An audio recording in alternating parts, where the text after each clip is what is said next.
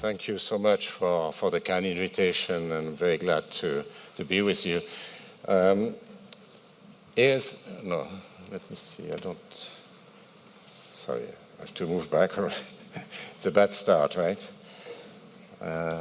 Okay. So that's the title. It's a question. I'm not going to answer quite this question. This will be answered during the roundtable, which is going to follow this keynote. Let me just motivate this a little bit with an observation, which is that until a few years ago, the game in town was really the bashing of independent agencies, the ECB, DG Comp. They should not be taking decisions which are not politically controlled.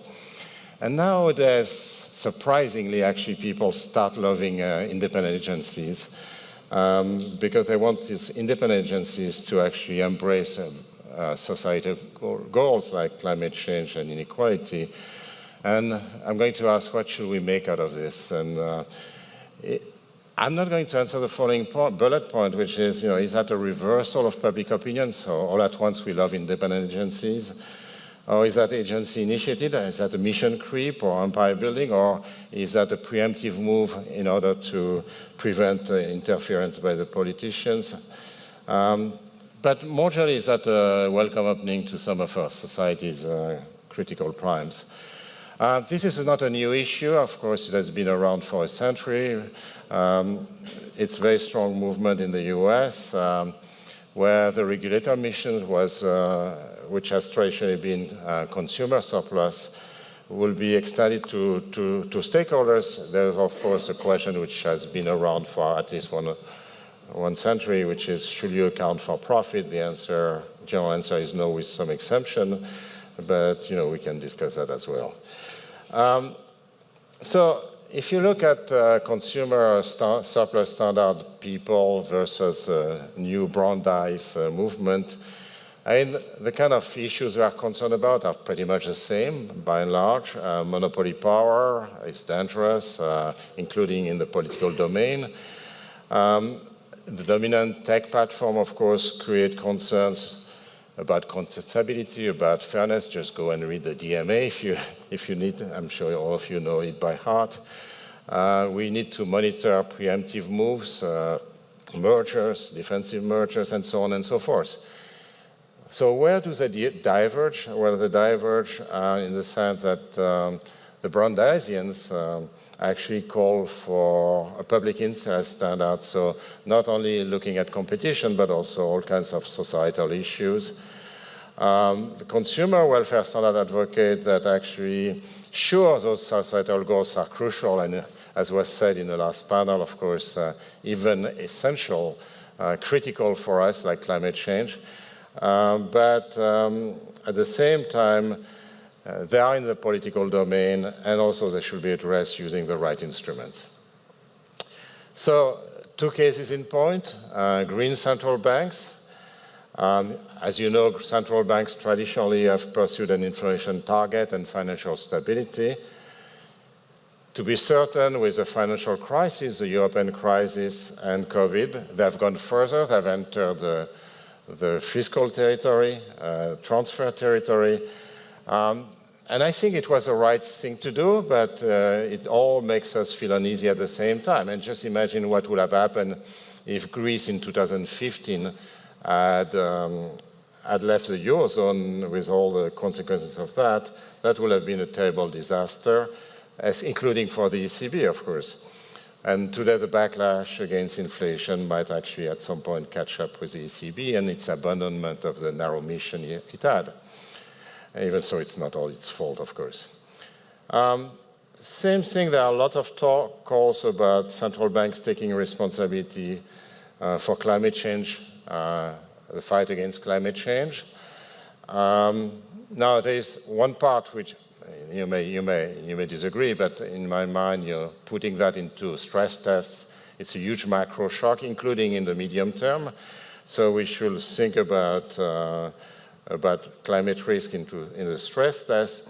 But if you think about the proposal to relax prudential standards, actually, I would have liked to see increase the capital adequacy requirement on brown things, but relaxing them for green stuff.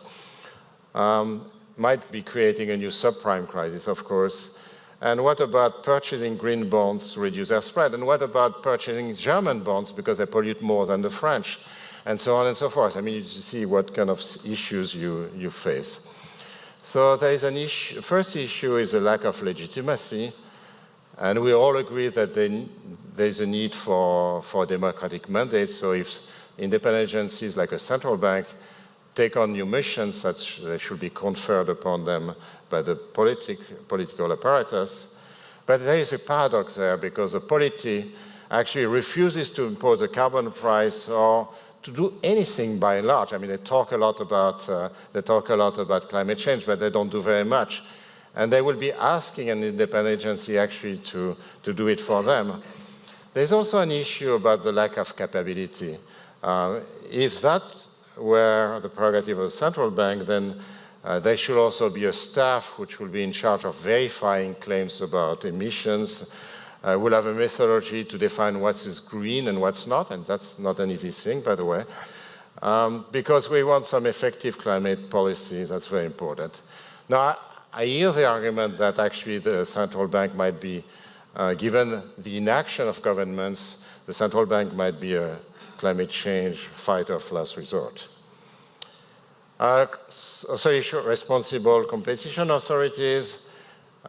We all have in mind a number of examples of things that might be done, including actually in Chapter 9 of the horizontal guidelines, agreement guidelines.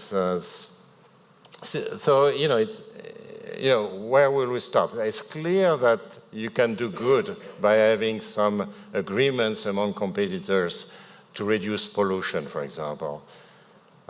You can do bad as well. And the question is, where do you stop and what the process should be? I like this case, actually. It's a very interesting case that you all know, which is the German automobile makers colluding on NOx emissions standards. They were fined by the European Commission last year 2.7 billion euros. It's a clear case of collusion. There's no question about it. It's not a standard form of collusion because it's not a collusion in an output market or an input market. And actually, and that's the interesting thing, and I here cite a very interesting working paper which has done the computations. The consumers benefit from the cartel. So collusion actually benefit, as you might imagine, they actually benefited the consumers. At the same time, there was no over-regulation. Those regulations were actually good regulations. So what's going on? What is rational? And in my view, it's kind of the right outcome and the wrong process. Okay? Who was the victim? The victim was the environment. So that should be the Ministry of the Energy or the Environment actually taking over, except that in Europe, even so the rules are European, they're actually enforced at the national level. And, governments are not very pleased at suing their own firms, of course. And that's really an issue, I think. And that raises a general, because that case, which actually had a good outcome in a sense, poses a question, which is a fundamental question. Should independent agencies correct government failure? And we have lots of those government failures, climate, inequality, et cetera, but should the agencies correct the government, in a sense? And that's really the issue. Where do we draw the line? So that brings me to the issue of broad mandates versus narrow missions. Government officials are like everybody, like you and me.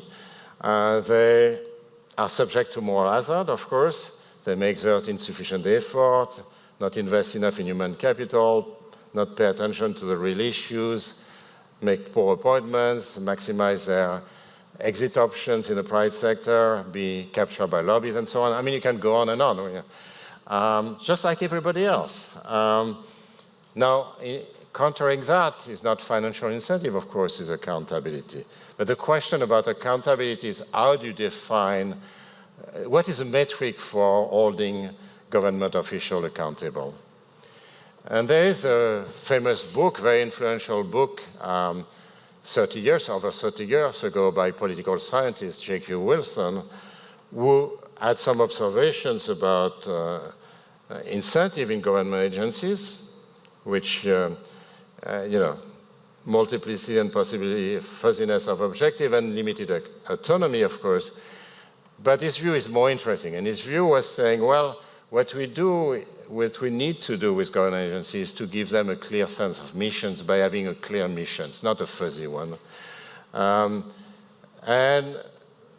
that will create an agency culture and facilitate the hiring of narrow expert and narrow specialists.